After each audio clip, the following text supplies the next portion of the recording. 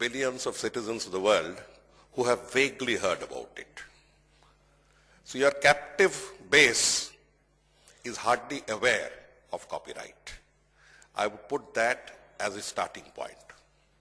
We create copyrights, we pay for performances, we own rights, and therefore we need to protect them. That is the first role. The second is that we also pay for copyrights, we pay for rights for re-telecasting, rebroadcasting. So there are two distinct issues involved. And I'll give you an example of how the system actually functions. Copyright in our domain is taken as some sort of a, can I use my type of term, is taken as some sort of a voodoo where most broadcasts are concerned, that about 4 in the organization know about. And for every problem you have to refer to these 3, 4 or 5 persons, and the rest remain either oblivious of copyright, ambivalent about copyright, or sheer frightened about copyright. Radio has a limitation of it's getting increasingly limited through FM circles. Each transmission is no more left to hundreds of kilometers of either shortwave or medium wave. So each transmission over radio is getting to be limited to the circle of 35 to say 60 kilometers. That's all. FM is rounding the world, and on the FM mode, you cannot reach beyond a particular point. Therefore, the supremacy of waves that the radio broadcasters once enjoyed, that once having broadcast it, it would reach hundreds and thousands of miles, does not exist with us. So how do we tackle this? I'm talking on behalf of the broadcasters. If some station brings out very superior quality products, superior broadcasts, and people all over the world, people all over the country would like to listen to it, we have only one alternative, and that is to go on the net. The net, as you know, is a universal sphere. The question that bogged Prasar Bharati for almost a decade plus is how frightening is a copyright law on the net.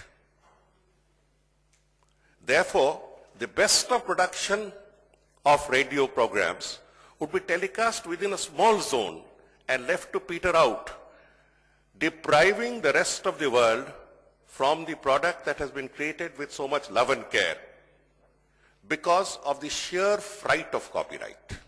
I'm using the word fright because that is what I saw explained in fancy English. After a lot of deliberations, we set up a lot of committees on copyrights and a lot of other things on copyrights, and finally decided one day that out of sheer exasperation at the cobwebs and the spider webs surrounding the whole issue, to cut the Gordian knot.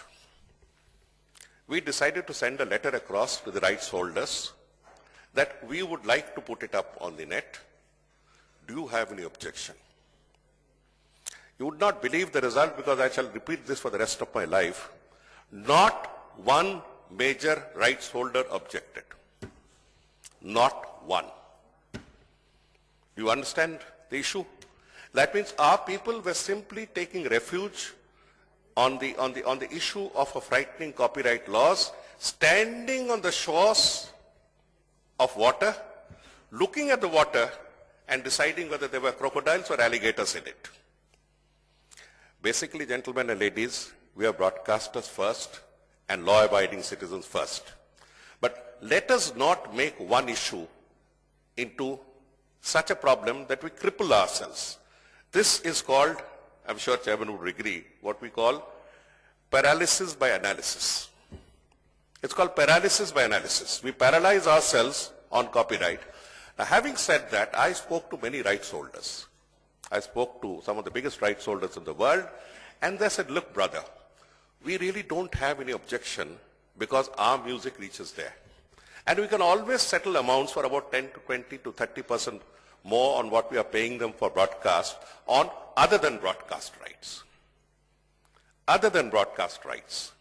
So my humble submission is that these issues need to be taken, looked squarely into the eye by broadcasters, keeping in mind the need for probity, the need for respect of the law, and not stand paralyzed on the shores of a lake wondering how the water, whether the water is cold or hot. This is where your contribution comes a lot. That's my second point. One advisory that is in a language in which I understand after 40 years in government service, where a lot of gibberish is spoken in the name of proper terminology. So that's my second submission. That having deliberated upon, the sum and substance of what we need to do, the do's and don'ts, need to come out at periodic interval and be circulated to the last man. Only if that is done, will be able to make any progress